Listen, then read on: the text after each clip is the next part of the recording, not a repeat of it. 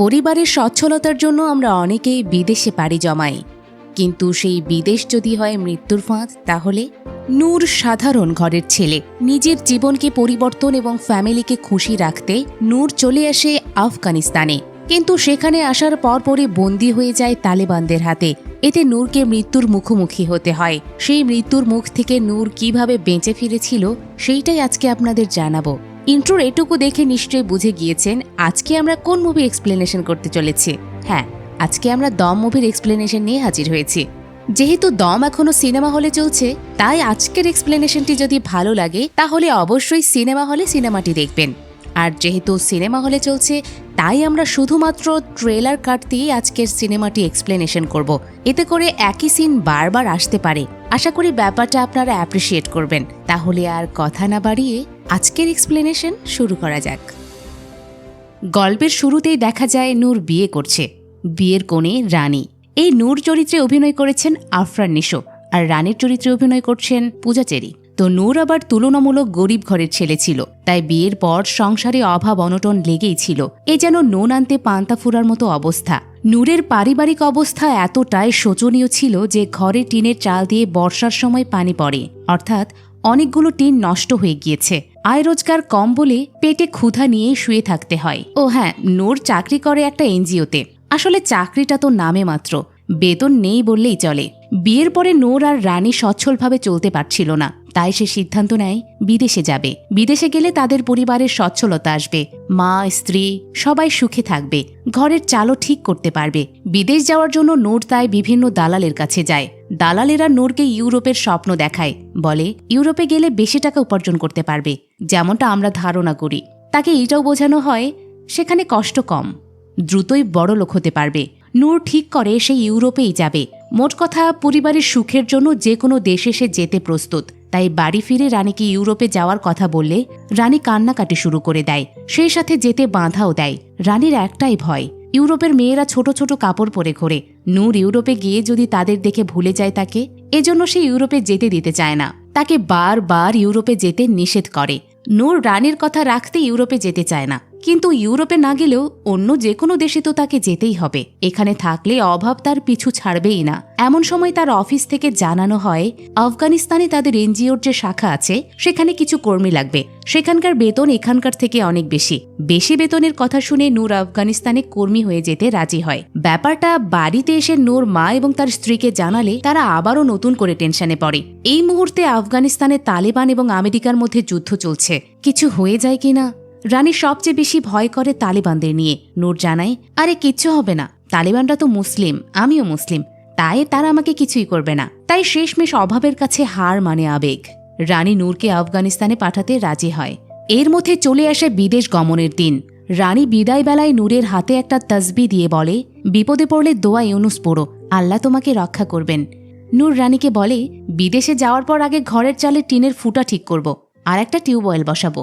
দুঃখের সাথে পরিবারকে বিদায় জানিয়ে আফগানিস্তানের রাজধানী কাবুলে চলে আসে নূর। কাবুল এয়ারপোর্টে পৌঁছানো মাত্রই নূরের পরিচয় হয় সুজিত নামের একজনের সাথে। সুজিত চরিত্রে অভিনয় করেছেন চঞ্চল চৌধুরী। সুজিত নেস্ট এনজিওর আফগান শাখার কর্মচারী, অর্থাৎ এতদিন ধরে আফগানের নেস্ট এনজিওর সবকিছু দেখে আসছে সুজিত। সুজিত নূরের সাথে প্রথম সাক্ষাতেই বলে, এখানে তোমার কোনো ভয় নেই, মনে করো আমি তোমার বড় ভাই, যে কোনো প্রয়োজনে আমাকে জানাবে, আমি তোমাকে সবকিছুর ব্যবস্থা করে দেব।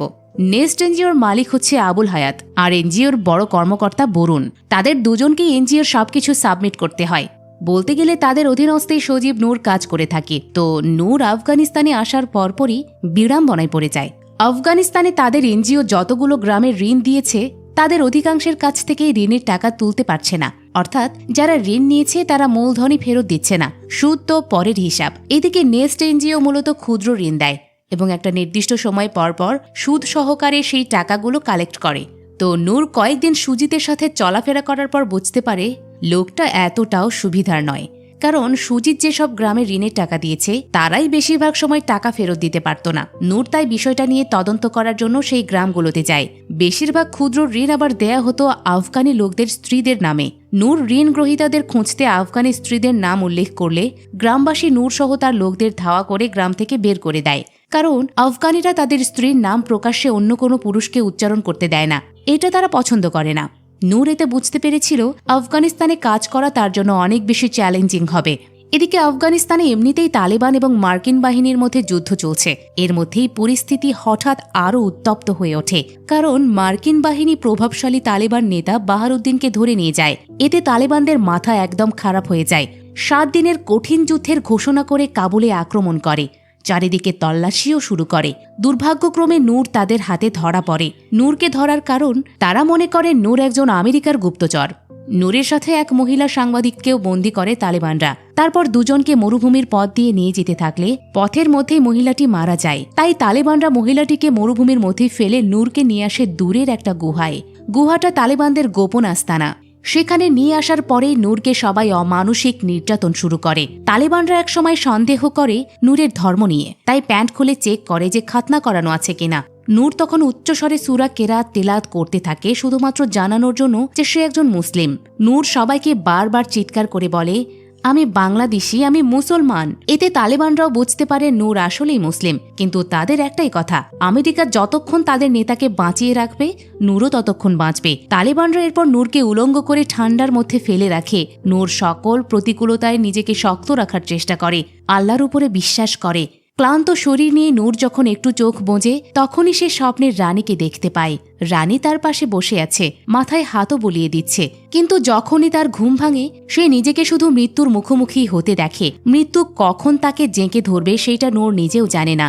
কিন্তু নূর ধৈর্য হারা হয় না। সে বারবার চেষ্টা করে পরিস্থিতি মোকাবেলা করার। এমন কঠিন পরিস্থিতিতেও সে নিজেকে অনেক শক্ত রাখে। প্রতিনিয়ত বন্দী অবস্থায় তালেবানরা নূরকে তো অত্যাচার করছেই, এর মধ্যে নূরের পরিচয় হয় এক কিশোর তালেবানের সাথে, যার নাম রশিদ হামিদ।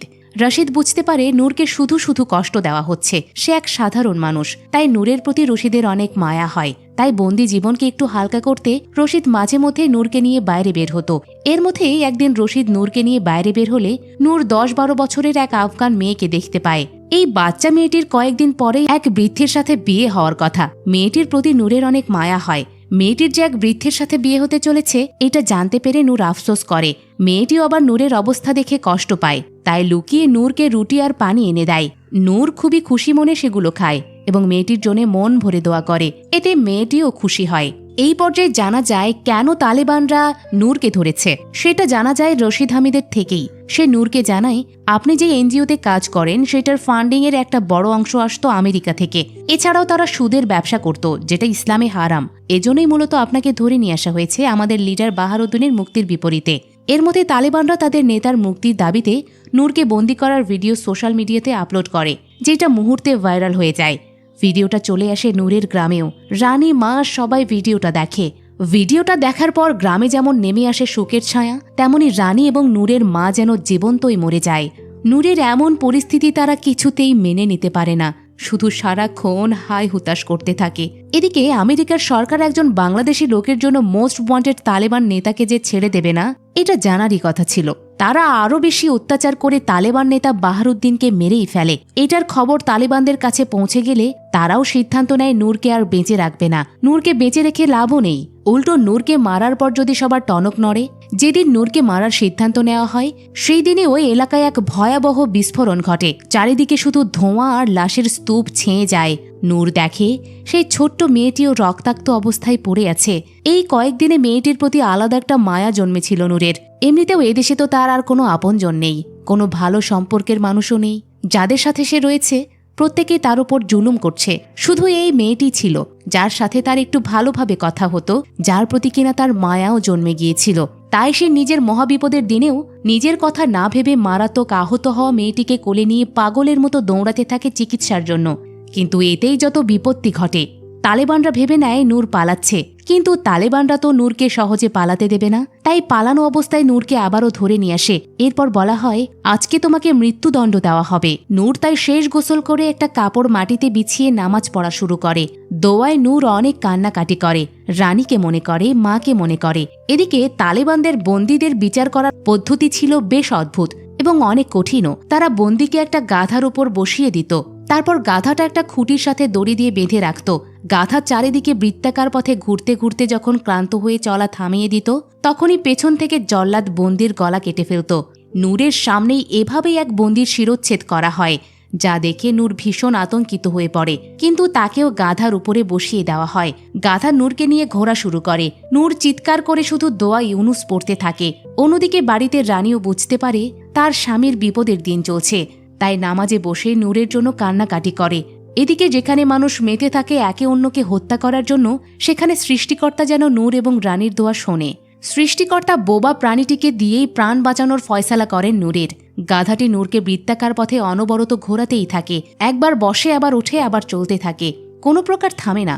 এক পর্যায়ে আফগান নেতাদের ধারণা হয় নূর একজন নেক বান্দা, ফলে আল্লাহু আকবার বলে সবাই নূরকে জড়িয়ে ধরে এবং তাকে হত্যা করার সিদ্ধান্ত থেকে সরে আসে। নূর এই যাত্রায় মৃত্যুমুখ থেকে ফিরে আসে। যেহেতু একটা গাধা নূরকে সৃষ্টিকর্তার অসিলায় বাঁচিয়েছে, তাই নূর গাধাটিকে খুবই আপন করে নেয়। সারাক্ষণ শুধু সেই গাধাটির সাথেই থাকে, গাধাটির সাথে খায়, গাধাটির সাথেই ঘুমায়, এমনকি গাধাটির সাথে কথাও বলে। গাধা যদিও চুপচাপ থাকে, তবে এই বোবা প্রাণীটি বোধহয় তার কথা বুঝতে পারে। তালেবানদের দলে এক নেতা আবার পাকিস্তানি বংশোদ্ভূত ছিল, যার নাম ইজাজ খান। এই ইজাজ খানের বাবা ছিলেন পাকিস্তানি আর্মি। 1971 সালে বাংলাদেশে মুক্তিযুদ্ধ চলাকালীন মুক্তিযোদ্ধাদের হাতে মারা গিয়েছিলেন। তাই ইজাজ তার বাবার মৃত্যুর ক্ষোভ ছাড়তে থাকে নূরের ওপর। এতদিন ধরে এই ইজাজই বেশি নূরকে টর্চার করে আসছিল, শুধুমাত্র নূর বাংলাদেশি বলে। এই ইজাজের বাংলাদেশের ওপর অনেক আগে থেকেই ক্ষোভ ছিল, তাই সে সবার সামনে নূরকে জোর করে স্বীকার করাতে চায় যে নূর একজন আমেরিকান, এখানে স্পাইগিরি করছে। কিন্তু সবাই ইজাজের কথাকে এত পাত্তা দেয় না। তাই ইজাজ নূরের কিছু করতে না পেরে একদিন রাগের মাথায় নূরের প্রিয় গাধাটিকে গুলি করেই মেরে ফেলে। এই কঠিন মুহূর্তে নূর তার সবচেয়ে কাছের বিশ্বস্ত বন্ধুকে হারিয়ে প্রচণ্ড রেগে যায়। হিতাহিত জ্ঞানও হারিয়ে ফেলে এবং ঝাঁপিয়ে পড়ে ইজাজের ওপর। এরপর প্রচণ্ড মারধর করে উচিত শিক্ষা দেয়। এবার ইজাজ যে নিরীহ প্রাণীকে মেরে ফেলেছে, তাই তালেবানরা এবার বিচারে বসে। সেখানে অধিকাংশ সবাই মতামত দেয় ইজাজ আর তাদের সাথে থাকতে পারবে না। এজন্য ইজাজকে তালেবানদের আস্তানা ছেড়ে শহরে চলে যেতে হয়। যাওয়ার পথে নূরের প্রতি তার রাগ দ্বিগুণ বেড়ে যায়। আজ নূরের জন্য তাকে তার আস্তানা ছাড়তে হচ্ছে। ইজাজ চলে যাওয়ার পর নূর তালেবান নেতাদের বলে তাকে যেন একটা সুযোগ দেওয়া হয়। টাকার বিনিময়ে হলেও নূর এই দুর্দশার জীবন থেকে মুক্তি পেতে চায়। নূর জানায় সে টাকা ম্যানেজ করতে পারবে। সুজিত নামে এখানে তার এক পরিচিত মানুষ আছে। তালেবান নূরের থেকে সুজিতের ঠিকানা নিয়ে শর্ত মোতাবেক সুজিতকে তাদের আস্তানায় নিয়ে আসে। তো সুজিত আসলে তালেবানরা নূরকে ছাড়ার বদলে অনেকগুলো টাকা চেয়ে বসে। যেহেতু তারা অনেক টাকা চায়, তাই সুজিত যোগাযোগ করে তাদের বাংলাদেশি অফিসে। সুজিত তার এবং অফিসের সবার বেতনের টাকা একত্রিত করে। এমনকি আফগানিস্তানের মসজিদে মসজিদে ঘুরে নূরের জন্য চাঁদা তোলে, কিন্তু তাতেও অর্ধেক টাকা জোগাড় হয় না। সুজিত বাংলাদেশের অফিসে জানালে তারা আবার নূরের ফ্যামিলিকে এই ব্যাপারটা জানায়। এতে রানী তার নূরকে বাঁচানোর জন্য একবার মন্ত্রী জাহিদ হাসানের কাছে যায়, তো আরেকবার এনজিওর মালিক আবুল হায়াতের কাছে। এর মধ্যে সুজিত দেখা করার সুযোগ পায় বন্দি নূরের সাথে। সুজিত আসলে নূর সুজিতকে তার কম্পিউটারের পাসওয়ার্ড দেয়, যাতে বিভিন্ন গ্রামে তাদের যে ঋণের টাকা পাওয়া বাকি আছে সেগুলো কালেক্ট করে সুজিত তাকে এখান থেকে উদ্ধার করে। ইতিমধ্যে বন্দি দশায় 53 দিন কেটে যায় নূরের। সুজিত নূরের কানে এসে জানায় তার স্ত্রী রানী প্রেগনেন্ট। এটা শুনে নূর খুশিতে আত্মহারা হয়ে ওঠে। সুজিত রানীর প্রেগনেন্সির কথা জানতে পারেন যখন সে বাংলাদেশে নূরের মুক্তির ব্যাপারে কথা বলে। এদিকে নূর রানীর প্রেগনেন্সির কথা জেনে নিজের সন্তানকে নিজের চোখে দেখার তীব্র বাসনায় নতুনভাবে বাঁচার শক্তি পায়। নূরের আফগানিস্তানের কলিগরা সবাই তাদের 1 মাসের বেতনের টাকা দিয়ে দেয় নূরকে মুক্ত করার জন্য। সুজিত নূরের দেয়া লিস্ট ধরে প্রাণপণ চেষ্টা করে বিভিন্ন গ্রাম থেকে টাকা কালেক্ট করার জন্য। বাংলাদেশ থেকে যে তাদের কাছে টাকা পাঠাবে সেটাও সম্ভব হয় না, কারণ সুজিত সহ নূরের ব্যাংক অ্যাকাউন্ট ফ্রিজ করে দেওয়া হয়। সেজন্য সুজিত আরও বেশি বেকায়দায় পড়ে। সমস্যা তো আরও বেড়ে যায় যখন তালিকায় থাকা 3টি গ্রামে গিয়ে সুজিত কাউকেই পায় না।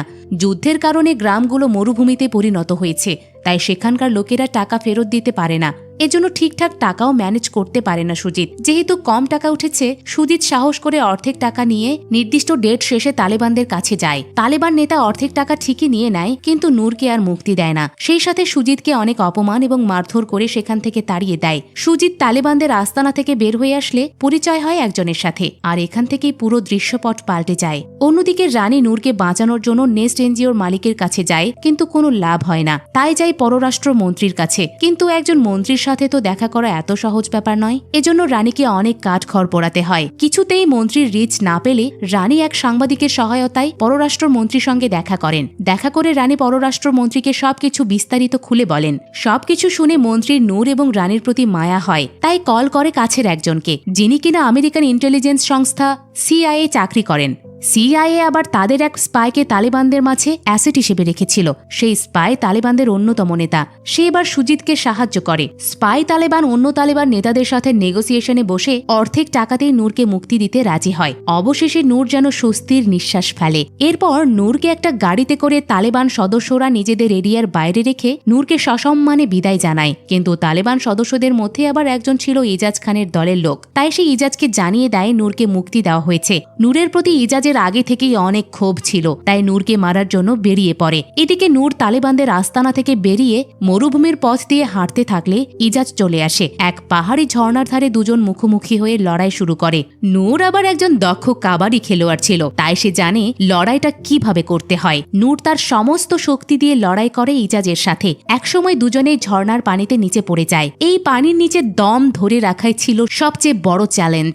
নূর তার কাবাডি খেলার অভিজ্ঞতা কাজে লাগিয়ে পানির নিচে দীর্ঘক্ষণ দম আটকে রাখে। সেই সাথে ইজাজেরও গলা টিপে ধরে। ব্যাকগ্রাউন্ডে তখন বেজে উঠল নজরুল ইসলামের সেই বিখ্যাত গান।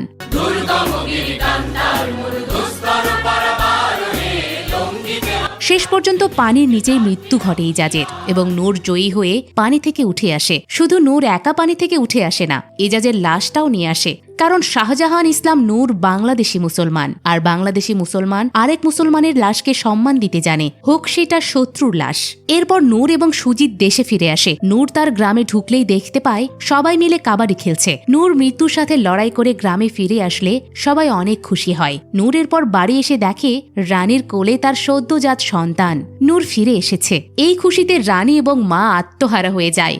নূর জড়িয়ে ধরে সবাইকে। এরপর নূর সদ্যজাত ছেলেকে কোলে নিয়ে আকাশের দিকে শুধু তাকিয়ে থাকে। নূরের পাশে তখন দাঁড়িয়ে থাকে রানী এবং সুজিত। নূর তখন মনে করে মরুভূমির সেই মরণ খেলার চেয়েও জীবনের এই জয় অনেক বেশি তৃপ্তির। আর দম থাকলে ঠেকায় কে?